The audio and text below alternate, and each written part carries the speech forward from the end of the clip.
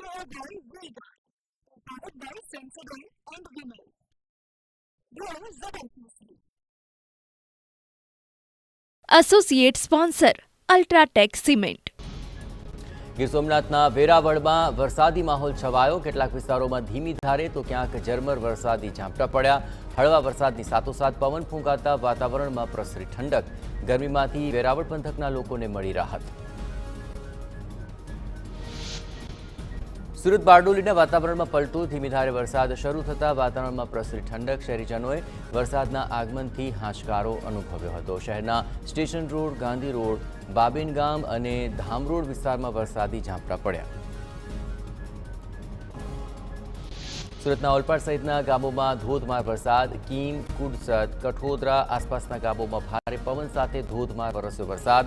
વરસાદ શરૂ થતાં વાતાવરણમાં પ્રસરી ઠંડક. વાવણી લાયક વરસાદ થતાં ખેડૂતોમાં પણ ખુશીનો માહોલ છવાયો. રાજ્યમાં આગામી 6 દિવસ વરસાદી માહોલ જામશે. હવામાન વિભાગે ચોમાસું આગળ વધવાના આપ્યા છે સંકેત. આજે મધ્ય અને દક્ષિણ ગુજરાતમાં વરસાદનું અનુમાન.